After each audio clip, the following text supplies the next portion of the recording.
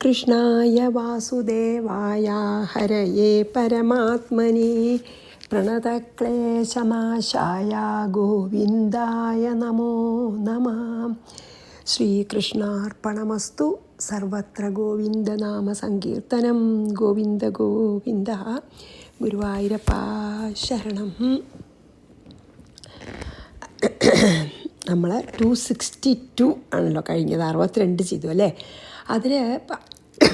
അത് ശരിക്ക് നമുക്ക് ആഗ്രഹങ്ങൾ, ഡിസയർ അല്ലെങ്കിൽ കാമം അധികമാവുമ്പോൾ എന്താ ഉണ്ടാവണമെന്ന്, അതായത് എങ്ങനെ നമ്മുടെ ആഗ്രഹങ്ങളെയും നിയന്ത്രിച്ചില്ല, അല്ലെങ്കിൽ വിഷയങ്ങളിൽ നിന്ന് നമ്മളെ ഇന്ദ്രിയങ്ങളെ നമ്മൾ അകറ്റിയില്ലെങ്കിൽ നമ്മുടെ ആഗ്രഹങ്ങൾ വർദ്ധിച്ച് നമുക്ക് എന്ത് പറ്റും, എങ്ങനെ നമ്മൾ ഈ സംസാര സാഗരത്തിൽ മുങ്ങിപ്പൊങ്ങി ദുഃഖിക്കേണ്ടി വരും എന്ന് കാണിക്കുന്നതിൻ്റെ ആദ്യത്തെ സ്റ്റെപ്പാണ് പറഞ്ഞത് 62. ഇനി 63 അതെങ്ങനെ നമ്മളെ സർവനാശത്തിലേക്ക് തന്നെ നയിക്കുന്നു എന്നാണ് രണ്ടാമത്തേൽ പറയുന്നത്. അപ്പോൾ ആദ്യത്തേൽ പറഞ്ഞു ആഗ്രഹങ്ങൾ അതിയായാൽ നമുക്ക് എന്താ ഉണ്ടാവണമെന്ന് വെച്ചാൽ എല്ലാറ്റിനോട് അറ്റാച്ച്മെൻറ്റ് വരും. അതായത് വിഷയങ്ങളെ നമ്മൾ ധ്യാനിച്ചാൽ, അതാണല്ലോ പറഞ്ഞത്. അതായത് ഭൗതിക സുഖങ്ങളുടെ പിന്നാലെ പോയാൽ അതിനു വേണ്ടി നമ്മൾ ധ്യാനിച്ചാൽ, ആത്മാവിനെ ധ്യാനിക്കുന്നതിന് പകരം വിഷയങ്ങളെ ധ്യാനിക്കാൻ തുടങ്ങിയാൽ എന്താ വെച്ചാൽ നമ്മളുടെ അറ്റാച്ച്മെൻറ്റ് കൂടും. അറ്റാച്ച്മെൻറ്റ് കൂടുമ്പോൾ വല്ലാതെ ആഗ്രഹങ്ങളും കൂടും. അതെനിക്ക് സ്വന്തമാക്കണം പലതും, അല്ലെങ്കിൽ ആ അനുഭവം എനിക്ക് സ്വന്തമാക്കണം, അല്ലെങ്കിൽ എനിക്ക് അത് വേണം ഇത് വേണം, ഇങ്ങനെയുള്ള ആഗ്രഹങ്ങൾ കൂടി വരും. അപ്പോൾ അതിന് പ്രതിബന്ധം വരുമ്പോൾ, അതിനൊരു ഒബ്സ്റ്റക്കിൾ വരുമ്പോൾ ദേഷ്യം വരും. അതാണ് നമ്മൾ പറഞ്ഞത് കഴിഞ്ഞതിൽ അല്ലേ. അതാണല്ലോ നമ്മൾ പറഞ്ഞു നിർത്തിയത്.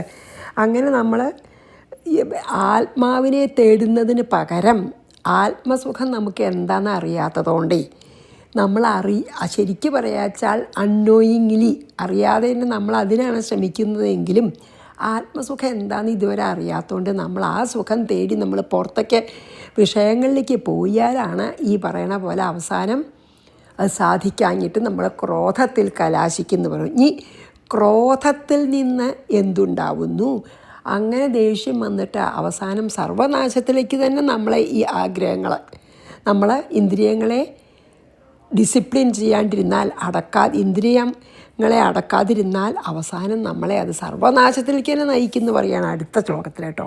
അപ്പോൾ നമുക്കത് വായിക്കാം. ക്രോധാത് ഭവതി സമ്മോഹാത് സ്മൃതിവിഭ്രമ സ്മൃതിഭ്രംശാൽ ബുദ്ധിനാശാത് പ്രണശ്യതി. നോക്കാം. അതായത് 62 63 ഭഗവാൻ സ്റ്റെപ്പ് ബൈ സ്റ്റെപ്പായിട്ട് നമ്മളെങ്ങനെ ഈ ആധ്യാത്മികമായിട്ട് അധപ്പതിക്കുന്നു, എന്നിട്ട് ഈ സംസാരമാകുന്ന ഈ സമുദ്രത്തിൽ കടന്നു വലയുന്നു എന്ന് കാണിക്കുകയാണ് സ്റ്റെപ്പ് ബൈ സ്റ്റെപ്പായിട്ട്. അപ്പോൾ നമുക്ക് നോക്കാം. ഇതിൽ ക്രോധാത് സമ്മോഹ ഭവതി. നമുക്ക് പറഞ്ഞല്ലോ ക്രോധം ഉണ്ടാവുന്ന, ആഗ്രഹം സാധിക്കാത്തപ്പോൾ ആ ക്രോധത്തിൽ നിന്ന് കണ്ടിന്യൂവേഷനാണ്. ക്രോധത്തിൽ നിന്ന് എന്താ ഉണ്ടാവുക? സമ്മോഹം. അതായത് നമ്മൾ മോഹിക്കപ്പെടുന്നു പറഞ്ഞാൽ എന്താ? നമ്മുടെ വിവേകം നഷ്ടപ്പെടും, നമ്മുടെ പവർ ഓഫ് ഡിസ്ക്രിമിനേഷൻ നഷ്ടപ്പെടും. നമുക്കറിയാലോ ദേഷ്യം വന്നാൽ വിവേകം നഷ്ടപ്പെടും, ഒരു സംശയമില്ല. പവർ ഓഫ് ഡിസ്ക്രിമിനേഷൻ, പറയേണ്ടതും പറയേണ്ടാത്തതും, ആരോടാ പറയേണ്ടതെന്നും എന്താ പറയേണ്ടതെന്നും എവിടെ പറയണം ഒക്കെ നമ്മൾ മറക്കും, അരുതാത്തൊക്കെ ചെയ്യും. അത് ശരിയാണല്ലോ. അങ്ങനെ നമ്മൾക്ക് പവർ ഓഫ് ഡിസ്ക്രിമിനേഷൻ അല്ലെങ്കിൽ വിവേകം പോകുമ്പോൾ എന്താ ഉണ്ടാവണ? സമ്മോഹാത് സ്മൃതിവിഭ്രമ. അപ്പം നമ്മൾ അവനവനെ തന്നെ മറക്കും, അവനവൻ്റെ ഉത്തരവാദിത്വം എന്താണെന്ന് മറക്കും, അവനവൻ്റെ സ്വധർമ്മവും മറക്കും. അതാണ് ഇവിടെ പറയണത്. സ്മൃതിവിഭ്രമം എന്ന് പറഞ്ഞാൽ ഇതുവരെ ഉണ്ടായ അനുഭവങ്ങളിൽ നിന്ന് പഠിച്ച വിവേകം മുഴുവൻ നഷ്ടപ്പെടും. സ്മൃതിവിഭ്രമം അതാണ് ശരിക്ക്. ആ വാക്കിൻ്റെ അർത്ഥം സ്മൃതിയിലുള്ളത്. അതായത് നമുക്ക് ഇതുവരെ ജീവിതത്തിൽ ഉണ്ടായ അനുഭവങ്ങളിൽ നിന്ന് നമ്മൾ പലതും പഠിച്ച് അങ്ങനെ ചെയ്യരുതെന്നും ചിലതൊക്കെ അറിഞ്ഞിട്ടുണ്ടാവും, അതുപോലും നിശ്ചല്യാണ്ടാവും. അതായത് മനസ്സിന് ശരിക്കും ഭ്രമം തന്നെ ഉണ്ടാവും എന്നർത്ഥം. അപ്പോൾ ഇങ്ങനെ നമുക്ക് അവിവേകം വന്നു കഴിഞ്ഞാൽ നമ്മുടെ ബുദ്ധിയും കൺഫ്യൂസ്ഡ് ആവും, എന്താ ചെയ്യേണ്ടതെന്ന് നിശ്ചല്യാണ്ടാവും, ക്ലൗഡിഡ് ആവും എന്നൊക്കെ പറയൂല. അതാണ് പറയണത് കേട്ടോ. നമ്മളൊരു എയിംലെസ് ആയിത്തീരും അധികം ദേഷ്യം വരുമ്പോഴേ. എന്നിട്ട് പിന്നെ ബുദ്ധിനാശാത് പ്രണശ്യത. അങ്ങനെ ബുദ്ധി കൺഫ്യൂസ്ഡ് ആവുമ്പോൾ എന്താ ചെയ്യേണ്ടത് നിശ്ചയില്ലാണ്ടാകുമ്പോൾ എന്താ ചെയ്യുക? ആ ലാക്ക് ഓഫ് ക്ലിയർ തിങ്കിങ്, നേരെ വേണ്ട പോലെ ചിന്തിക്കാനൊന്നും സാധിക്കാതെ വരുമ്പോൾ എന്തായി, നമ്മളെ സർവനാശത്തിനും അത് കാരണമാവും എന്ന് പറയുകയാണ്. അതാണ് സ്റ്റെപ്പ് ബൈ സ്റ്റെപ്പായിട്ട് തന്നെ പറയണം. നോക്കിക്കോളൂ കേട്ടോ, ഞാൻ അതിങ്ങനെ ഒരു ഇതായിട്ട് ഞാൻ എഴുതിയിട്ടു. അത് എനിക്ക് ഈ 2 ശ്ലോകത്തിൻ്റെ സ്റ്റെപ്പ് ബൈ സ്റ്റെപ്പ് നമ്മളെങ്ങനെയാണ് ആധ്യാത്മമായിട്ട് അധപ്പതിക്കാമെന്ന് നമുക്ക് നോക്കാം കേട്ടോ. അതോ നമ്മൾ ആ വിഷയത്തിനെ ധ്യാനിക്കാൻ തുടങ്ങി, അതായത് മെറ്റീരിയൽ പ്ലഷേഴ്സിൻ്റെ കൂടെ പോകാൻ തുടങ്ങി, അതിനെപ്പറ്റി എന്നെ ആലോചിക്കുക, അതാണ് വിഷയധ്യാനം. അത് തുടങ്ങിയാൽ എന്തായി, അതായത് നമ്മളെ സെൻഷ്വൽ പ്ലഷേഴ്സ്, ഇന്ദ്രിയ സുഖങ്ങളെ ധ്യാനിക്കുക, എപ്പോഴും ആയിരിക്കുക. എന്താ നമ്മളെ മോഹം വെച്ചാൽ അത് കിട്ടിയിട്ട് എങ്ങനെയാവും എന്നിങ്ങനെ ധ്യാനിക്കുക. അതാണല്ലോ മെഡിറ്റേറ്റിംഗ്, അതാണ് ധ്യാനം. എന്താ വിഷയധ്യാനം എന്ന് പറയുന്നത്. അല്ലെങ്കിൽ സെൻഷ്വൽ പ്ലഷർ, വേൾഡ്ലി സെൻഷ്വൽ പ്ലഷേഴ്സിനെ മെഡിറ്റേറ്റ് ചെയ്യുക. അപ്പം എന്താ ഉണ്ടാവണം, അതിനോടൊക്കെ നമുക്ക് സ്നേഹം തോന്നും, അത് വേണം, അതിനോട് രാഗം തോന്നും. അത് കഴിഞ്ഞാൽ അത് ശരിക്കും തന്നെ ആഗ്രഹമായി വരും, കാമം ആവും അത്. എന്നിട്ടത് സാധിക്കാതെ വരുമ്പോൾ എന്താവും പിന്നത്തെ സ്റ്റെപ്പ്, ക്രോധം. അത് നമ്മൾ പറഞ്ഞു കഴിഞ്ഞില്ലേ അല്ലേ. ആ ക്രോധം കൊണ്ട് എന്താ ഉണ്ടാവണം, നമ്മൾ അവിവേകികളാവും, ഡെല്യൂഡഡ് ആവും. അതാണ് ഡെല്യൂഷൻ. അതായത് ക്രോധം വന്നാൽ നമ്മളൊക്കെ ഒന്നും അറിയാണ്ടേ പോരും. അതാണ് ഡെല്യൂഷൻ വെച്ചാൽ ഒന്ന് നിശ്ചല്യാണ്ടായിട്ടുണ്ടാവും, അവിവേകമൊക്കെ കാണിക്കുക. അപ്പോൾ അവിവേകിയാവും. അങ്ങനെ അവിവേകിയായിട്ട് നമുക്ക് നമ്മുടെ ആ ബുദ്ധി ശരിക്കും നാശാവും, കൺഫ്യൂസ്ഡാവും കംപ്ലീറ്റ്ലി. നമുക്ക് എന്താ ചെയ്യേണ്ടത് എന്താ ചെയ്യരുതാത്തതെന്നൊക്കെ നിശ്ചല്യാണ്ടി ആവും. പിന്നെ എന്താ ഉണ്ടാവണത്, അങ്ങനെ ആയാൽ നമ്മൾ ആത്മതത്വം മുഴുവനും മറക്കും, ഒന്നും നിശ്ചല്യാണ്ടി ആവും. നമ്മൾ ശരീരമെന്ന് മാത്രമേ അപ്പം അറിയുള്ളൂ. എന്നിട്ട് അവനവൻ ആരാണ്, അവനവൻ്റെ ധർമ്മം എന്താണ്, അവനവൻ്റെ ഉത്തരവാദിത്വം എന്താണ്, ഞാൻ എവിടെ നിന്നിട്ടാണ് ഇതൊക്കെ പറയണത്, അതൊക്കെ മറക്കും. അതാണ് ശരിക്കും ബുദ്ധിനാശം എന്ന് പറയണത്. അങ്ങനെ ബുദ്ധിനാശമായ പിന്നെ കുറച്ച് കഴിഞ്ഞാൽ കംപ്ലീറ്റ്ലി നമ്മൾ അവനവനെ തന്നെ മറന്ന് അറിയാത്തൊക്കെ ചെയ്ത് ശരിക്കും നമ്മൾ നശിക്കും. അതാണ് പറയണത്. അപ്പോൾ വിഷയധ്യാനത്തിൽ നിന്നാണ് തുടങ്ങണം ഇത്. അതായത് എത്രമാത്രം നമ്മൾ മെറ്റീരിയൽ പ്രഷേഴ്സിൻ്റെ പിന്നാലെ തന്നെ സംഭവിക്കും, അത് ആ ആളെ നാശത്തിൽ തന്നെ എത്തിക്കും. അതാണ് ശരിക്കും അത് കേട്ടോ. വിഷയധ്യാനം, അത് കഴിഞ്ഞാൽ അറ്റാച്ച്മെൻറ്റ്, അത് കഴിഞ്ഞാൽ ആഗ്രഹം, അത് കഴിഞ്ഞാൽ ആഗ്രഹം സാധിക്കാഞ്ഞാൽ ക്രോധം സഹിക്കവയ്യാതായിട്ട് ബുദ്ധിനാശം അധികമാകുമ്പോൾ എല്ലാം നശിപ്പിക്കും നമ്മുടെ തന്നെ നാശം. അതാണ് പറഞ്ഞത്. അപ്പോൾ വിഷയധ്യാനം കൊണ്ട് നമ്മൾ നശിക്കണു, എന്നാൽ ആത്മധ്യാനം കൊണ്ടോ നമ്മൾ ആ ഇറ്റേണൽ ബ്ലിസ്സിലെത്തുന്നു. ഇനി അടുത്ത 2 ശ്ലോകത്തിലാണ് അത് പറയണത്. അപ്പോൾ വിഷയധ്യാനം കൊണ്ട് നമ്മൾ നശിക്കും എന്ന് പറഞ്ഞുല്ലോ ഈ 2 ശ്ലോകത്തിൽ ഇല്ലേ. അതായത് മെറ്റീരിയൽ ഇതിൻ്റെ കൂടെ പിന്നാലെ പോയാൽ നമ്മൾ പതുക്കെ നശിക്കുമെന്ന് പറഞ്ഞു ഇല്ലേ ആ 2 ശ്ലോകത്തിൽ. ഇനി അടുത്ത ശ്ലോകത്തിൽ പറയാൻ പോണത് ആത്മധ്യാനം കൊണ്ട് നമ്മളെ എങ്ങനെ ഉയരും എന്നും പറയുന്നുണ്ട്. ഭഗവാൻ രണ്ടും പറയുന്നുണ്ട് കേട്ടോ. എന്തായാലും ഇതിലൊരു കാര്യം കൂടി എനിക്ക് 1-2 കാര്യം കൂടി ഞാൻ പറയാനുണ്ട് ഈ ശ്ലോകത്തിൽ. അതായത് നമ്മൾ ശരിക്കും പറയാ സ്മൃതി വിഭ്രമം എന്ന് പറഞ്ഞാൽ ഇതുവരെ കഴിഞ്ഞ കാര്യങ്ങളൊക്കെ നമ്മളെ അനുഭവത്തിൽ നിന്ന് പഠിച്ചതൊക്കെ മറക്കുക, അല്ലെങ്കിൽ ഗുരു പറഞ്ഞത് മറക്കുക. അപ്പോൾ നമ്മൾ നോച്ചൂർജിയിലൊക്കെ കേൾക്കുന്നുണ്ട്, അതിലൊക്കെ പറഞ്ഞ് നമ്മൾ ഇടയ്ക്കിടയ്ക്ക് ഓർമ്മിക്കും. പക്ഷെ ദേഷ്യമൊക്കെ വന്നാൽ വിവേകം നഷ്ടപ്പെട്ടാൽ അതൊക്കെ മറക്കേ. പിന്നെ നമ്മൾ ജീവിതത്തിൽ തന്നെ ഇങ്ങനെ ചെയ്യാൻ പാടില്ല എന്ന് പഠിച്ച പാഠങ്ങളെല്ലാം മറക്കും. അതായത് ഒരാളുടെ മുഴുവനും നാശമെന്ന് പറഞ്ഞുല്ലോ ശരിക്കും. പക്ഷെ സ്മൃതി വിഭ്രമം എന്ന് പറഞ്ഞാൽ അതെന്തുകൊണ്ടാണ് ഉണ്ടാവണം അറിയോ, നമ്മളുടെ ആ സ്വസ്വരൂപത്തിനെ മുഴുവൻ മറക്കുമ്പോഴാണ് ഈ സ്മൃതിഭ്രംശം ഉണ്ടാവുമ്പോൾ. അതായത് നമ്മളാ ഡിവൈൻ നേച്ചർ, നമ്മുടെ ഉള്ളിൽ ആ ഡിവിനിറ്റി ഉണ്ടല്ലോ, അതുണ്ടെന്ന് തന്നെ മറക്കുകയാണേ. അപ്പോഴാണ് അത്ര സ്മൃതിഭ്രംശം എന്ന് ശരിക്കും പറയുക. അങ്ങനെ ഞാനൊരു വ്യാഖ്യാനത്തിൽ അതെനിക്ക് വളരെ ശരിയെ തോന്നി. നമ്മുടെ ഉള്ളിൽ ദൈവികത്വം ഉണ്ട്, ആ ദൈവികത്വം ഉണ്ടെന്ന് പോലും നമ്മൾ അഡ്മിറ്റ് ചെയ്യാതെ അക്സെപ്റ്റ് ചെയ്യാതെ കംപ്ലീറ്റ്ലി അതിനെ മറക്കണേനാണ് സ്മൃതിഭ്രംശം എന്ന് പറയുന്നത്. അപ്പം പിന്നെന്താ, ഒന്നുമില്ല, അത് നാശം തന്നെ ഉണ്ടാവുള്ളൂ. നമ്മളെ നശിപ്പിക്കാതിരിക്കുന്ന ഒരു ശക്തി ഏതാ, നമ്മുടെ ഉള്ളിലുള്ള ഡിവിനിറ്റി, പരമാത്മതത്വം അല്ലേ. അതിനെ മറക്കണതാണ് അത്ര സ്മൃതിഭ്രംശം. അതൊന്ന്. പിന്നെ എന്താണ്, അപ്പം ഈ ബുദ്ധിനാശമാണല്ലോ ഒരാളെ നാശം. ശരിക്കും ബുദ്ധി നശിച്ചാൽ പിന്നെ എല്ലാം നശിച്ചുല്ലോ. ആ ബുദ്ധിനാശത്തിൽ എന്താ ഉണ്ടാവണം അത്ര അറിയോ, ശ്രദ്ധ ഇല്ലാണ്ടാവും, ഭക്തി ഇല്ലാണ്ടാവും, നല്ല കാര്യങ്ങളെപ്പറ്റി ചിന്തിക്കാനുള്ള ശക്തി ഇല്ലാണ്ടാവും. ഇത്രയും ബുദ്ധിനാശത്തിൽ ശ്രദ്ധ, ഭക്തി, ധ്യാനം എല്ലാം ഇല്ലാണ്ടാവുന്നു. മാത്രമല്ല അതിൽ ഈ സമ്മോഹം എന്ന് പറഞ്ഞില്ലേ, അത് കംപ്ലീറ്റ് ഡിലൂഷനാണേ. അത് നമുക്ക് പലപ്പോഴും നമുക്ക് സംഘം വളരെ പ്രധാനമാണ്, നല്ല സത്സംഗം അതിന് വളരെ പ്രധാനമാണ്. പിന്നെ ദുസ്സംഗം കൊണ്ട് നമ്മൾ ശരിക്കും ഡെല്യൂഡഡ് ആവാൻ വളരെ എളുപ്പമാണ്. നമ്മളെ പറഞ്ഞ് ബോധ്യപ്പെടുത്തിയ വല്ലവരും നമ്മളും ഡെല്യൂഡഡ് ആവും. അങ്ങനെയൊക്കെ ഓഫ് കോഴ്സ് അതൊന്നും ഇല്ലാണ്ട് തന്നെ വിഷയസുഖങ്ങളുടെ പിന്നാലെ പോയാൽ ക്രോധത്തിൽ നിന്ന് സമ്മോഹം ഉണ്ടാവാം. പക്ഷേ ദുസ്സംഗം കൊണ്ടും ഉണ്ടാവാമെന്ന് പറയുന്നുണ്ട് കേട്ടോ. വിവേകാനന്ദൻ ഈ 2 ശ്ലോകത്തിനെ ഇംഗ്ലീഷിൽ കുറച്ച് വരികളിൽ പറഞ്ഞിട്ടുണ്ട്. വളരെ രസമുണ്ട്, ഞാൻ എഴുതി വെച്ചിട്ടുണ്ട്. അത് ഞാൻ വായിക്കാം. ഈ 2 ശ്ലോകത്തിൻ്റെ കേട്ടോ, വിഷയധ്യാനം തൊട്ട് പിന്നെ സർവനാശം വരെ ഉള്ള ആ ഓരോ സ്റ്റെപ്പും വിവേകാനന്ദൻ ഒരു ഇംഗ്ലീഷ് പോയത്തിൽ പറഞ്ഞിട്ടുണ്ട്. ഞാൻ വായിക്കാം. Brooding over the object of senses, അതാണ് വിഷയധ്യാനം. Attachment to them arise in huge tides, വലിയ തിര പോലെ അറ്റാച്ച്മെൻറ്റ്. അത് രണ്ടാമത്തെ സംഘം പറഞ്ഞുവല്ലോ നമ്മളെ, അല്ലേ? വിഷയധ്യാനം ഉണ്ടാവും, പിന്നെ സംഘം ഉണ്ടാവും എന്ന് പറഞ്ഞില്ലേ, അതാണ് attachment to them arise in huge tides. പിന്നെ the drinking of the harmful creamy wine, ഈ പിന്നെ അറ്റാച്ച്മെൻറ്റിൻ്റെ രാഗമാകുന്ന വൈൻ കുടിക്കുമ്പോൾ എന്താ ഉണ്ടാവണം?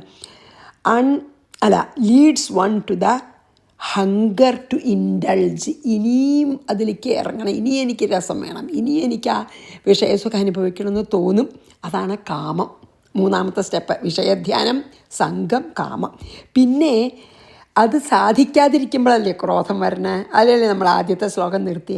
അൺഫുൾഫിൽമെൻറ്റ് എന്തുണ്ടാവും? Unleashes wild fire of anger. കോപാഗ്നി ജ്വലിപ്പിക്കും അത് സാധിക്കാതെ വരുമ്പോൾ. കാമം സാധിക്കാതെ വരുമ്പോൾ എന്താണ്? കോപാഗ്നി, ദ ഫയർ ഓഫ് ആങ്കർ ഉണ്ടാവും. അതാണ് 4ാമത്തെ ക്രോധം. വിഷയധ്യാനം, സംഘം, കാമം, ക്രോധമായില്ലേ. ഇനി sheer madness perturbs the equanimity of mind. അപ്പോഴാണ് നമ്മൾ ഡെല്യൂഷൻ ഉണ്ടാവുന്നത്. Delusion outrides one's intelligence. ബുദ്ധിയുടെ മീതെ നമ്മൾ മോഹിതരാവുന്ന സമ്മോഹം. എന്താ സമ്മോഹം? ഡെല്യൂഷൻ, മോഹിതരാവുക. അത് ബുദ്ധിയുടെ മീതെയും ബുദ്ധിക്ക് അടക്കാൻ ബുദ്ധിക്ക് ഒരു കൺട്രോളും ഇല്ലാത്ത വിധം നമ്മൾ മോഹിക്കപ്പെടും. അതാണ് സമ്മോഹം. അത് 5ാമത്തെ step. Recollections of the master fades. അപ്പോൾ നമുക്ക് ഗുരു പറഞ്ഞു തന്നതും നമ്മുടെ അനുഭവ ഗുരു പറഞ്ഞു തന്നതും ഒക്കെ ഫെയ്ഡ് ചെയ്യും.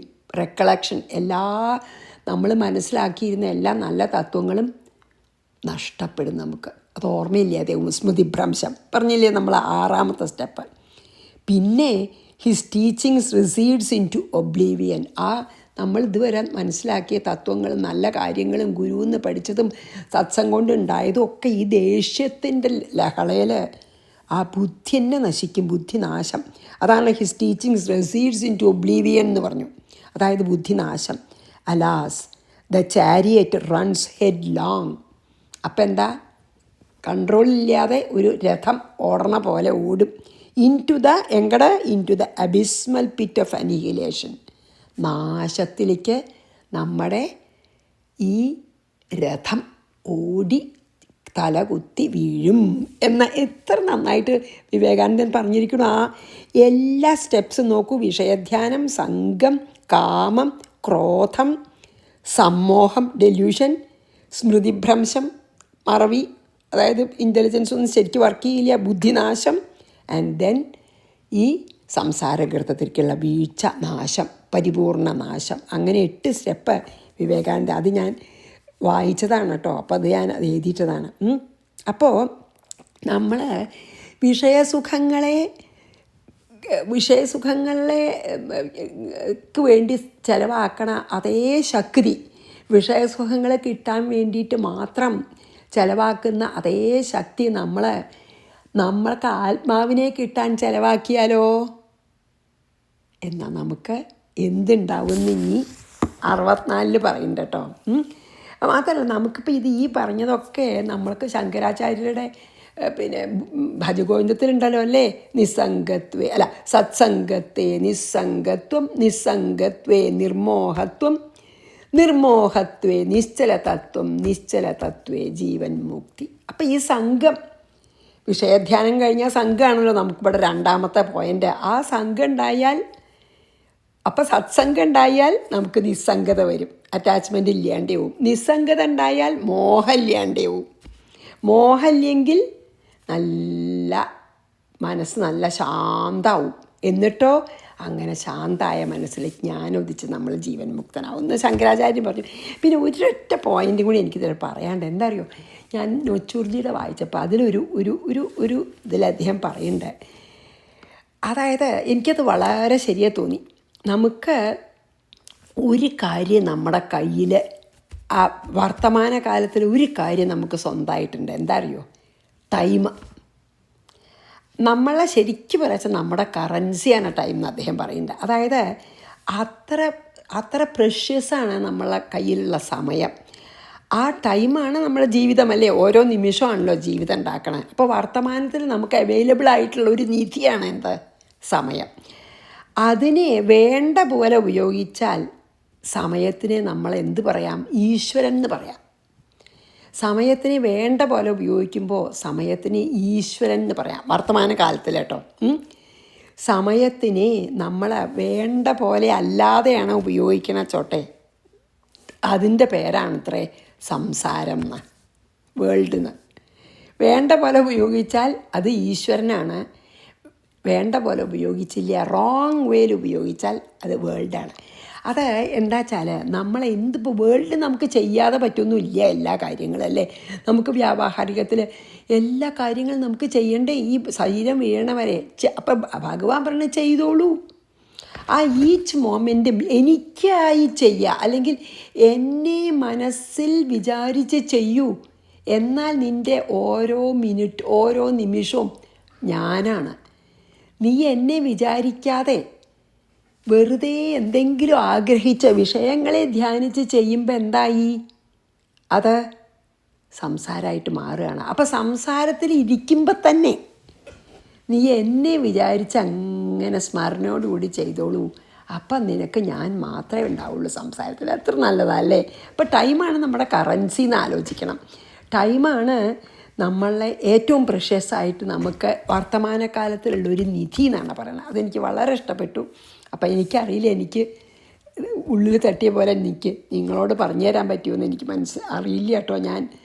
അതൊക്കെ എനിക്ക് പലപ്പോഴും അത് ഞാൻ വേണ്ടത്ര എനിക്കത് കമ്മ്യൂണിക്കേറ്റ് ചെയ്യാൻ പറ്റുന്നില്ല തോന്നുന്നുണ്ട്. അതുപോലെ ഇതും എനിക്കറിയില്ല ഞാൻ എത്രത്തോളം നിങ്ങൾക്ക് അത് ബോധ്യപ്പെടുത്താൻ പറ്റും. പക്ഷേ എനിക്കിത് വളരെ ഇഷ്ടമായിട്ട് അപ്പം ഞാനത് നോട്ട് ചെയ്ത് വെച്ചു. അതാണ് ഒന്നും കൂടി ഉണ്ട്. ഇന്ദ്രിയങ്ങളെ ബുദ്ധിയാണ് ഗൈഡ് ചെയ്യണത്.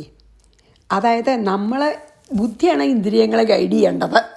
അതിന് പകരം ഇന്ദ്രിയങ്ങൾ ബുദ്ധിയെ ഗൈഡ് ചെയ്താൽ തിരിഞ്ഞില്ലേ. അത് ഏതുപോലെയാണ്, ഇപ്പം നോക്കൂ, ഒരു രഥമുണ്ട്, ഒരു ചാരിയറ്റ് ഉണ്ട്, അതിന് 4 കുതിരകളുണ്ട്. ആ രഥം ഓടിക്കുന്ന ആളല്ലേ കുതിരകളെ നിയന്ത്രിക്കേണ്ടത്. അല്ലെങ്കിൽ കുതിരകൾ ഇഷ്ടമുള്ളടത്തേക്ക് പോവും, കാട്ടിലേക്കോ എവിടേക്കാച്ചാൽ പോവും ഇല്ലേ. അപ്പോൾ കുതിരകളാൽ നമ്മൾ നിയന്ത്രിക്കപ്പെടരുത്. ആ കുതിരകൾ എവിടെയെങ്കിലും പോയി നമ്മൾ വല്ല ചളിയിലും കുണ്ടിലും വീണ് തിരിച്ചു വരാൻ അറിയാതെ കിടക്കേണ്ടി വരും. നേരെ തിരിച്ച് നമ്മൾ കുതിരകളെ നയിക്കുകയാണ്, നമുക്ക് വഴി അറിഞ്ഞിട്ട് നമുക്ക് വേണ്ടതെങ്കിൽ എത്താം. ഗോള് നമ്മുടെ എവിടെയാണ് ലക്ഷ്യസ്ഥാനം വെച്ചാൽ അവിടെ എത്താം. അതുപോലെയാണ് ഇന്ദ്രിയങ്ങളെ നമ്മളെ നയിക്കാൻ സമ്മതിക്കരുത്. നമ്മുടെ ബുദ്ധി ഇന്ദ്രിയങ്ങളെ നയിക്കണം, ബുദ്ധി ഇന്ദ്രിയങ്ങൾ നയിക്കരുത്. അതൊരു വലിയ കാര്യമാണ് ഈ 2 ശ്ലോകത്തിൽ നിന്ന് പഠിക്കേണ്ടത്. കാരണം ബുദ്ധിയാണ് ഏറ്റവും പ്രധാനം. അപ്പോൾ ആ ബുദ്ധി നശിപ്പിക്കും. വിഷയങ്ങളെ ധ്യാനിച്ചു, പിന്നെന്താ, സംഘമായി, അറ്റാച്ച്മെൻറ്റായി, കാമായി, സാധിക്കാൻ ക്രോധായി, നമ്മൾ പറഞ്ഞില്ലേ, സമ്മോഹമായി, ഡെല്യൂഷനായി, സ്മൃതിഭ്രംശമായി, അതായത് നമ്മളെ ബുദ്ധിനാശമായി, ഓർമ്മ പഠിച്ചതൊക്കെ മറന്നു, ഡ്യൂട്ടി മറന്നു, അവനവനാരാന്ന് മറന്നു, അതാണ് സ്മൃതിഭ്രംശം അല്ലേ. പിന്നെ ബുദ്ധിനാശമായി നമ്മൾ പതിച്ചു. അപ്പോൾ നമ്മൾ ഇന്ദ്രിയങ്ങളെ പിടിക്കണം, ഇന്ദ്രിയങ്ങളെ നമ്മുടെ കീഴിലാക്കണം, ബുദ്ധിയുടെ കീഴിലാക്കണം. ബുദ്ധി ഇന്ദ്രിയങ്ങളൊക്കെ കീഴിലാവരുത്. അങ്ങനെ പറഞ്ഞു നിർത്താം. ഇനി 63 വായിച്ച് നമുക്ക് അടുത്തേടാണ് എന്ത് ഭഗവാൻ പറയണത്. നമ്മൾ ഇതിനെ ഈ എഫർട്ടിനെ ആത്മധ്യാനത്തിന് ഉപയോഗിച്ചാൽ നമുക്ക് എന്ത് നല്ല കാര്യങ്ങൾ കിട്ടുമെന്നാണ് പറഞ്ഞത് കേട്ടോ അടുത്തതിൽ. അപ്പോൾ 63 വായിച്ച് 64ലേക്ക് പോവാം. ക്രോധാത് ഭവതി സമ്മോഹാത് സ്മൃതി വിഭ്രമഃ സ്മൃതിഭ്രംശാൽ ബുദ്ധിനാശോ ബുദ്ധിനാശാത് പ്രണശ്യതി. 64 വായിക്കാട്ടോ. ഇതൊക്കെ കുറേ പറയാണ്ട്, അല്ലെങ്കിൽ എനിക്കത് വളരെ ഇഷ്ടമാണ് ആ 2 ശ്ലോകേ. നമ്മളെങ്ങനെ നശിക്കണമെന്ന് പറഞ്ഞ് കാണിക്കുകയാണ്. അപ്പോൾ നമുക്ക് ഒരു ജാഗ്രതയോട് കൂടി ഇരിക്കാമല്ലോ. വി ക്യാൻ ബി വിജിലൻറ്റ് അല്ലേ. രാഗദ്വേഷ വിമുക്തൈസ്തു വിഷയാനിന്ദ്രിയൈശ്ചരൻ ആത്മവശ്യൈർവിധേയാത്മാ പ്രസാദമധിഗച്ഛതി. ഇനി എന്താ അറിയോ ഇതിൽ പറയണത്? ഇതിൽ കാര്യമായിട്ട് ഈ ഒരു ശ്ലോകത്തിൽ എന്താ പറയണത് വെച്ചാൽ, പ്രസാദം എന്നുള്ള വാക്കുണ്ട്. അതിൻ്റെ അർത്ഥം ആത്മതൃപ്തിന്നോ ആത്മസന്തുഷ്ടിന്നോ ആത്മാരാമൻ എന്നൊക്കെ പറഞ്ഞില്ലേ നമ്മൾ. അതായത് രാഗദ്വേഷം കുറയുന്തോറും രാഗവും ദ്വേഷവും കുറയുന്തോറും നമ്മളുടെ പ്രസാദം കൂടും. പ്രസാദം മീൻസ് സന്തോഷം കൂടും. അതായത് പ്രസാദം ശരിക്ക് രാഗദ്വേഷത്തിന് ഇൻവേഴ്സ്ലി പ്രൊപ്പോർഷണലാണ്. അതായത് രാഗദ്വേഷം കുറയുമ്പോൾ പ്രസാദം കൂടും, രാഗദ്വേഷം കൂടിയാൽ പ്രസാദം ചേണ്ട സന്തോഷം ശരി വെറും പ്ലഷറല്ല, ഉള്ളിലുള്ള ആ ഒരു ആനന്ദം കൂടി വരും. അതാണ് പ്രസാദം. അതായത് പ്രസാദം എന്ന് പറഞ്ഞാൽ ശരിക്കും നമ്മൾ ഈ അമ്പലത്തിൽ നേദിച്ച പ്രസാദം അല്ല കേട്ടോ ഇവിടെ വിചാരിക്കണം. അത് ഭഗവാന് പ്രസാദമായിട്ടുള്ള സന്തോഷിച്ചിട്ടുള്ള ഒരു ഗിഫ്റ്റ്, അല്ലെങ്കിൽ ഭഗവാൻ കഴിച്ചതിൻ്റെ ഉച്ചിഷ്ടം ഭഗവാനെ സന്തോഷിപ്പിച്ച് കഴിഞ്ഞതുള്ള ബാക്കിയുള്ള അർത്ഥത്തിലാണ്. അത് ആ ഒരു അർത്ഥമല്ല ഇവിടെ. എന്താ വെച്ചാൽ കോൺസ്റ്റൻറ്റ് ബ്ലിസ് എന്നാണ് കേട്ടോ അർത്ഥം. ഇനി നമുക്ക് ഈ ശ്ലോകത്തിൻ്റെ പ്രസാദം എന്നുള്ള വാക്കൊന്ന് മനസ്സിലാക്കിയിട്ട് നമുക്ക് പോകാം. കോൺസ്റ്റൻറ്റ് ബ്ലിസ്സാണ് കേട്ടോ. അതായത് ആ ആനന്ദ നിർവൃതി എന്നാണ് ഇവിടെ ശരിക്കർത്ഥം. നോക്കാം. ആത്മവശ്യേഹി, അതായത് ആർക്കാണ് ഇന്ദ്രിയങ്ങളെ കൺട്രോൾ ചെയ്തിട്ട് ആത്മാവിൽ ധ്യാനിക്കാൻ പറ്റുന്നതാണ് ആത്മവശ്യം. ഇന്ദ്രിയങ്ങളെ ആത്മാവിലേക്ക് തിരിക്കാൻ പറ്റുന്നതാണ് ആത്മവശ്യം എന്ന് പറയുന്നത് കേട്ടോ. ആർക്കാണ് ഇന്ദ്രിയങ്ങളെ കൊണ്ട് ആത്മധ്യാനം സാധിക്കുന്നത്? ബിക്കോസ് ഓഫ് ദിസ് ആത്മവിചാരം. എന്താണ് അപ്പോൾ ഇങ്ങനെ ആത്മവിചാരം ചെയ്യുമ്പോൾ എന്താ ഉണ്ടാവുന്നത്? രാഗദ്വേഷ വിയുക്തൈഹി ഇന്ദ്രിയൈഹി. അപ്പം ഇന്ദ്രിയങ്ങൾ ഈ ആത്മവിചാരം കാരണം ഇന്ദ്രിയങ്ങളൊക്കെ രാഗവും ദ്വേഷവും ഇല്ലാതെ ആയിത്തീരും. എന്താ വെച്ചാൽ ആത്മാവിനെയാണ് ധ്യാനിക്കണത്. വിഷയങ്ങളെ ധ്യാനിച്ചാലാണ് രാഗവും ദ്വേഷവും ഉണ്ടാവുന്നത്. കാര്യങ്ങൾ ചെയ്യുമ്പോഴും ആത്മാവിനെ ധ്യാനിക്കുകയാണെങ്കിൽ എന്താ ഉണ്ടാവുക വെച്ചാൽ നമുക്ക് ഈ അറ്റാച്ച്മെൻറ്റും അവേർഷനും, അതാണല്ലോ രാഗവും ദ്വേഷവും. എന്തിനാണെങ്കിലും അറ്റാച്ച്മെൻറ്റ് അല്ല, ചിലതിനോട് അവേർഷൻ, ദേഷ്യം, എനിക്കത് ഇഷ്ടമല്ല, ഇതെനിക്ക് ഭയങ്കര ഇഷ്ടമാണ്. നമുക്ക് എപ്പോഴും ഉണ്ടല്ലോ അതെപ്പോഴും നമുക്ക് വേണ്ടത്ര ആത്മധ്യാനം ഇല്ലാഞ്ഞിട്ടാണെന്നാണ് പറയുന്നത് കേട്ടോ. അപ്പോൾ രാഗദ്വേഷ വിയുക്താക്കും ഏത്? നമ്മളെ ഇന്ദ്രിയങ്ങളെ ആത്മധ്യാനത്തിന് ഉപയോഗിച്ചാൽ നമ്മളെ അത് രാഗദ്വേഷ വിയുക്ത എന്ന് വെച്ചാൽ ഫ്രീ ഫ്രം രാഗദ്വേഷ ഓർ അറ്റാച്ച്മെൻ്റ് ആൻഡ് അവേർഷൻ. ഇന്ദ്രിയങ്ങളെ അതിന്ന് ഫ്രീ ആക്കും. വിഷയാൻ ചരന്തു. എന്നിട്ട് ഈ ഇന്ദ്രിയങ്ങൾ ചരന്തു എന്ന് പറഞ്ഞില്ലേ, അതായത് വിഷയാൻ ചരന്തു, ഇന്ദ്രിയങ്ങൾ എന്നിട്ട് വിഷയങ്ങൾ അനുഭവിച്ചാൽ പോലും വിഷയങ്ങൾ അനുഭവിച്ചു തന്നെ വിചാരിച്ചോളൂ. നമ്മൾക്ക് ആത്മധ്യാനം ഉണ്ടെങ്കിൽ എന്താ പറഞ്ഞ വെച്ചാൽ അറ്റാച്ച്മെൻറ്റും അവേർഷനും ഉണ്ടാവില്ല. അപ്പോൾ രാഗവും ദ്വേഷവും ഇല്ലല്ലോ ആത്മധ്യാനം ചെയ്യുമ്പോൾ. അപ്പോൾ നമ്മൾ ഇന്ദ്രിയങ്ങളെ കൊണ്ട് നമ്മളെ പ്ലഷേഴ്സ് അനുഭവിക്കുമ്പോൾ പോലും വിധേയാത്മാ പ്രസാദം അധികച്ചതി. ഇതുപോലെ ആത്മധ്യാനം ചെയ്യുന്ന യോഗി, അതായത് നമുക്ക് ഇന്ദ്രിയങ്ങളെ അങ്ങനെ അടക്കാൻ കഴിഞ്ഞാൽ നമ്മൾ അഥവാ സെൻഷ്വൽ പ്ലഷേഴ്സ് അനുഭവിച്ചാൽ പോലും നമുക്ക് ആ കോൺസ്റ്റൻറ്റ് ബ്ലിസ്സിലിരിക്കാൻ സാധിക്കും. പ്രസാദം അധികച്ചതിന്ന്. അതായത് അങ്ങനെ വിഷയസുഖങ്ങൾ അനുഭവിക്കുമ്പോൾ പോലും അതിനോട് അറ്റാച്ച്മെൻ്റ് ഇല്ലാത്തതുകൊണ്ടേ ആ കോൺസ്റ്റൻറ്റ് ബ്ലിസ്സിൽ തന്നെ നമുക്ക് അബൈഡ് ചെയ്യാൻ പറ്റും. അതാണ് ഭഗവാന്റെ രാസക്രീഡയിലൊക്കെ. അദ്ദേഹം രാസക്രീഡ നമ്മൾ വിചാരിക്കുന്ന ഒരു സെക്ഷൽ അല്ലെങ്കിൽ വെറും ഫ്ലഷ് ആൻഡ് ബ്ലഡുള്ള ഒരു മനുഷ്യൻ്റെ സെൻട്രൽ പ്രഷേഴ്സിന് സമാനമല്ല, അതുപോലെ അല്ല. എന്നുവെച്ചാൽ ഭഗവാൻ പ്രസാദത്തിൽ വർത്തിക്കുന്ന ആളാണ് എപ്പോഴും, ആത്മാവിലാണ്. അപ്പം ഇതൊക്കെ അങ്ങനെ നടക്കുന്നുണ്ടെങ്കിൽ ഈവൻ രാസക്രീഡ പോലും അങ്ങനെയാണ്. അപ്പം പിന്നെ ബാക്കി വിഷയസുഖങ്ങൾ നല്ലൊരു ഐസ്ക്രീം കഴിച്ചു, എന്താ സ്വാദ്, പിന്നെ അതിൻ്റെ പിന്നാലെ പോകും, അതന്നെ മേടിക്കണം, അതേ ബ്രാൻഡ് തന്നെ മേടിക്കണം, അതേ ഫ്ലേവർ തന്നെ മേടിക്കണം. അതാണ് കൂടുതൽ രാഗവും ദ്വേഷവും. എനിക്കത് ഇഷ്ടമല്ല. അപ്പം നമുക്കത് ഒരു പ്രധാനം അല്ലാണ്ട് വരുമ്പോൾ നമ്മൾ ആത്മധ്യാനം ചെയ്യുമ്പോൾ നമുക്ക് അങ്ങനെ വിഷയസുഖങ്ങൾ കുറച്ചൊക്കെ നമ്മൾ അനുഭവിക്കേണ്ടി വന്നാലും നമുക്കതിനോടൊരു ഇനി അത് അനുഭവിക്കണം എന്നൊന്നും തോന്നില്ല. അതിനെന്താ കാരണം വെച്ചാൽ ആത്മധ്യാനം ഉണ്ടാകുമ്പോൾ നല്ല ആത്മതൃപ്തിയാണ്, അപ്പോൾ ഒരു ആഗ്രഹങ്ങളും ഇല്ല. അപ്പോൾ പ്രസാദ ഹൃദയമാണ്, കോൺസ്റ്റൻറ്റ് ബ്ലിസ്സിലാണ്, ആ നിർവൃതിയിലാണ് എപ്പോഴും ഇരിക്കണേ. അപ്പോൾ അതിനിടയ്ക്ക് എന്ത് സംഭവിക്കും എന്നുള്ളതൊന്നും ആത്മാവിനെ ബാധിക്കണേ ഇല്ല, അല്ലെങ്കിൽ ഈ ആത്മധ്യാനം ചെയ്യുന്ന ആളെ ബാധിക്കില്ല, യോഗ്യ. അപ്പോൾ ശരിക്കും പറയാച്ചാൽ പ്രസാദമുള്ള ഹൃദയത്തിൻ്റെ അല്ലെങ്കിൽ നല്ല ആനന്ദ നിർവൃതി അനുഭവിക്കുന്ന ഒരാളെ ലക്ഷണങ്ങൾ എന്താ അത്ര അറിയോ? അസൂയ ഉണ്ടാവില്ല, പിന്നെയോ എല്ലാവരുടെ ദുഃഖത്തിലും നല്ല കാരുണ്യം ഉണ്ടാവും. അല്ലാണ്ട് വേറൊരാളെ ദുഃഖം കാണുമ്പോൾ ഹാപ്പിയല്ല, ശരിക്കുള്ള കാരുണ്യം. അവരുടെ ദുഃഖത്തിൽ പങ്കുകൊള്ളും. ഒന്നും ചെയ്യാൻ സാധിച്ചില്ലെങ്കിൽ പോലും മനസ്സിൽ കമ്പാഷൻ തോന്നും, അറ്റ്ലീസ്റ്റ് ചിലപ്പോൾ സഹായിക്കാൻ സാധിക്കാം. അസൂയയില്ല, നല്ല കമ്പാഷൻ, ദയ. പിന്നെയോ ബാക്കിയുള്ളവർക്ക് വേണ്ടി നല്ല കാര്യങ്ങൾ ചെയ്യുക. പിന്നെ അവരുടെ സന്തോഷത്തിൽ പങ്കുകൊള്ളുക, ദുഃഖത്തിൽ കാരുണ്യം ഉണ്ടാവുക, മറ്റുള്ളവരുടെ സന്തോഷത്തിൽ പങ്കുകൊള്ളുക.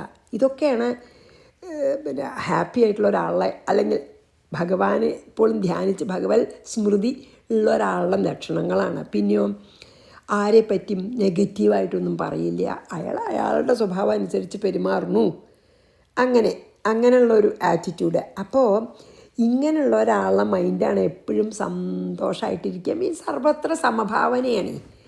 ആ പ്രസാദത്തിലിരിക്കുന്ന ആൾക്ക് സർവത്ര സമഭാവനയാണ്. അത് എല്ലാറ്റിലും ഈശ്വരൻ്റെ അംശം കാണുന്നുണ്ട് അവർ. ഇപ്പോൾ കുറച്ച് മോശമായിട്ട് പെരുമാറുന്ന ആളാണെങ്കിലും ഉടനെ ഈ പ്രസാദമുള്ള ആൾക്ക് വിചാരിക്കാൻ സാധിക്കും, എന്താണെന്നോ, അയാളുടെ സ്വരൂപം എൻ്റെ സ്വരൂപമൊക്കെ ഒന്ന് തന്നെയാണ്. ഈ സ്വഭാവം കഴിഞ്ഞ ജന്മങ്ങളിലൊക്കെ പുണ്യപാപ കർമ്മങ്ങളുകൊണ്ടുള്ള അയാളുടെ വാസനകളാണ് ഈ സ്വഭാവമൊക്കെ. അപ്പോൾ ദേഷ്യം വരില്ലല്ലോ, അപ്പോൾ കുറ്റം കാണില്ല, പാവം സാരില്ല, അങ്ങനെ തോന്നുള്ളൂ. അതാണ് ഈ പ്രസാദം എന്നുള്ള ഒരു വാക്കിന് വളരെ അർത്ഥമുള്ളതാണ് കേട്ടോ. നമ്മൾ വിചാരിക്കണ അമ്പലത്തിൽ നിന്ന് കിട്ട പ്രസാദമോ അല്ലെങ്കിൽ നേദിച്ച് ബാക്കിയുള്ള പ്രസാദമോ അത് പ്രസാദം തന്നെയാണ്, അല്ലാന്നല്ല പറയണം. പക്ഷേ ഇവിടെ ആ ആനന്ദ നിർവൃതിയുള്ള ഒരു സ്റ്റേറ്റ്, ആ ഒരു അവസ്ഥയാണ് അതിൽ പ്രസാദം എന്ന് പറയുന്നത്. അത് വളരെ മനസ്സിലാക്കണം നമ്മൾ. പിന്നെ ഇനി അടുത്ത ശ്ലോകത്തിൽ എന്താ പറയണറിയോ, ഈ നമ്മളെ മനസ്സ് ഇങ്ങനെ പ്രസാദമാവുമ്പോൾ അല്ലെങ്കിൽ പ്രസന്നമാവുമ്പോൾ എന്താ ഉണ്ടാവണമെന്ന് പറയുന്നുണ്ട് കേട്ടോ. പക്ഷെ അതിന് മുമ്പ് തന്നെ എന്താ അറിയോ, നമുക്ക് ഈ വ്യവഹാരത്തിലത്തെ ഒരു കാര്യങ്ങളും നമുക്ക് ആത്മാവിനെ ധ്യാനിക്കുന്ന ഒരാളെ അല്ലെങ്കിൽ സ്ഥിതപ്രജ്ഞനെ തന്നെ പറയുക, സ്ഥിതപ്രജ്ഞനെ ഒന്നും അഫക്റ്റ് ചെയ്യില്ല, അല്ലേ? കാരണം ആ സ്വസ്വരൂപത്തിലിരിക്കുകയാണ് അവർ, എന്നിട്ട് സ്വധർമ്മം ചെയ്യുകയാണ്. സ്വസ്വരൂപത്തിൽ ഇരുന്നും കൊണ്ട് സ്വധർമ്മം ചെയ്യുകയാണ്. അപ്പോൾ ഒന്നും അഫക്റ്റ് ചെയ്യില്ല, പുറത്തൊക്കെ കാണുന്നുണ്ടെങ്കിലും. അതാണല്ലോ ജീവൻ മുക്തന്മാർ. അപ്പോൾ വിധേയാത്മാ എന്നൊരു വേർഡ് ഇതിൽ ഉപയോഗിച്ചിട്ടുണ്ട്. അതിൻ്റെ അർത്ഥം എന്താ വെച്ചാൽ ശരിക്കും നല്ല കൺട്രോള്, ഇന്ദ്രിയങ്ങളെയും മനസ്സിനെയൊക്കെ നല്ല കൺട്രോളിലുള്ള ഒരാൾ. അവർക്ക് ആ ആളൊക്കെ എല്ലാവരോടും സർവത്ര സമഭാവന ഉണ്ടാവുള്ളൂ. അതായത് സംഘവും അവേർഷനും ഇല്ലാതെ, അതാണ് പറഞ്ഞ രാഗദ്വേഷ വിയുക്ത ആയിട്ടുള്ള ആൾ വിധേയാത്മാണ്. ആത്മാവിന് പെർഫെക്റ്റ്ലി കൺട്രോളുള്ള ആളാണ് ഇന്ദ്രിയങ്ങൾ, എന്നിട്ട് ആത്മാവിൽ തന്നെ സ്ഥിതി ചെയ്യുന്ന ആളാണ്. അപ്പോൾ ഒരു കാര്യങ്ങളും രാഗദ്വേഷം ഒന്നും അഫക്റ്റ് ചെയ്യില്ല, അവരുടെ മനസ്സിനെ പ്രക്ഷുബ്ധമാക്കില്ല. അപ്പോൾ നല്ല സ്വസ്ഥത ഉണ്ട്, സർവത്ര എപ്പോഴും അവനവൻ്റെ ആ സ്വസ്വരൂപത്തിലാണ് ഇരിക്കുന്നത്. അപ്പോൾ ഒരു കാര്യം കൂടി ഇവിടെ രംഗനാഥാനന്ദ സ്വാമി പറഞ്ഞത് എനിക്ക് വളരെ ശരിയായി തോന്നി. അതായത് ഭഗവത്ഗീത സത്യം പറയുക വെച്ചാൽ എല്ലാം ത്യജിച്ച് കാട്ടിൽ പോകാനോ സന്യസിക്കാനോ ഒന്നുമല്ല പറയണത്. ഭഗവത്ഗീത. എന്താ പറയണേ? ഈ ഈ ഇപ്പം നമ്മളേത് പരിതസ്ഥിതിയിലിരിക്കണോ ആ സ്ഥിതിയിൽ തന്നെ ഇരുന്നിട്ട് ഇവിടെ നടക്കണ എല്ലാ ലോകത്തിലത്തെ എല്ലാ സംഭവങ്ങളും നടന്നുകൊണ്ടിരിക്കണം അതേ സമയത്ത് ഒരു കാര്യം നമ്മൾ ശ്രദ്ധിച്ചാൽ മതി എന്നാണ് ഭഗവത്ഗീത പറയണത്. നിങ്ങൾ എല്ലാം ഉപേക്ഷിച്ച് കാട്ടിൽ പോകുമെന്നും വേണ്ട. ഇപ്പം എവിടെ ഇരിക്കണം വെച്ചാൽ അവിടെ തന്നെ ഇരുന്നിട്ട് ഒരു കാര്യം നിങ്ങൾ ശ്രദ്ധിക്കൂ. അസൂയ പാടില്ല, പറ്റണത്രേ അതിനെ അകറ്റൂ, എല്ലാവരോടും കാരുണ്യം വിചാരിക്കൂ, എല്ലാവരുടെ സന്തോഷത്തിലും പങ്കുകൊള്ളൂ, അവരുടെ ദുഃഖത്തിനോട് കാരുണ്യം കാണിക്കുകയോ സഹായിക്കുകയോ എന്താ വെച്ചാൽ ചെയ്യൂ. പിന്നെ ആരെപ്പറ്റി നെഗറ്റീവായിട്ടൊന്നും വിചാരിക്കേണ്ട. എന്താ കാരണം വെച്ചാൽ എല്ലാവരും അവനവൻ്റെ വാസന കൊണ്ട് വന്ന് അതുപോലെ പ്രവർത്തിക്കുകയാണ്. പക്ഷെ അവരുടെയൊക്കെ സ്വസ്വരൂപം ഒന്നുതന്നെയാണ്. അത് ആത്മാവ് തന്നെയാണ്, എന്നിലുള്ള ആത്മാവ് തന്നെയാണ് അവരിലും. ആ ആത്മാവ് മാത്രമേ ഇവിടെ ഉള്ളൂ എന്നിങ്ങനെ നമ്മളെ മനസ്സിനെ പറഞ്ഞ് പഠിപ്പിച്ചിട്ട് ഈ ലോകത്തിൽ തന്നെ ജീവിച്ചോളൂ. ഈ നെഗറ്റിവിറ്റിയാണ് നമ്മളെ പുള്ളിങ് അസ് ഡൗൺ, എന്നിട്ട് നമ്മളെ മോഹിതരാക്കണത്. അപ്പോൾ രാഗദ്വേഷവും ഇല്ലാണ്ടാക്കാനും ഈ പിന്നെന്താണ് എല്ലാറ്റിനെയും ആഗ്രഹവും അതില്ലാണ്ടാക്കാനും ഒക്കെ നമ്മളെ ഇന്ദ്രിയങ്ങളെ നമ്മുടെ വശത്ത് കൊണ്ടുവരൂ, അതിനെയൊക്കെ ഡിസിപ്ലിൻ ചെയ്യൂ. എന്നാൽ നിങ്ങൾക്ക് ഈ ലോകത്തിൽ ഇപ്പം എവിടെ ഇരിക്കണം വെച്ചാൽ അവിടെ തന്നെ നല്ല പ്രസാദം അധികച്ചതി. നമുക്കും ആനന്ദ നിർവൃതിയോടെ ആത്മാവിനെ എപ്പോഴും സ്മരിച്ചുകൊണ്ട് ആത്മാവിനെ മറക്കാതെ ഇരുന്നാൽ മതി എന്ന് പറയുകയാണ്. എനിക്ക് വളരെ ഇഷ്ടപ്പെട്ടിട്ടുണ്ട്. ഓക്കെ, അപ്പോൾ നമുക്ക് ഇത്രേ സമയമുള്ളൂ. അപ്പം ഞാൻ 64 ഞാൻ അടുത്തതിൽ പറയണത് എന്താ വെച്ചാൽ ഇങ്ങനെ പ്രസാദമുള്ള മനസ്സിന് എന്ത് സംഭവിക്കുന്നു എന്ന് പറയണം കേട്ടോ. അതും കൂടി പറയണം. അപ്പോൾ 64 വായിച്ച് നിർത്താൻ ഞാൻ. രാഗദ്വേഷവിയുക്തൈസ്തു വിഷയാനിന്ദ്രിയൈശ്ചരൻ ആത്മവശ്യൈർവിധേയാത്മാ പ്രസാദമധിഗച്ഛതി. അപ്പം നമുക്ക് പ്രസാദം എന്നുള്ളതിൻ്റെ വാക്കിൻ്റെ അർത്ഥം വളരെയാണ് കേട്ടോ.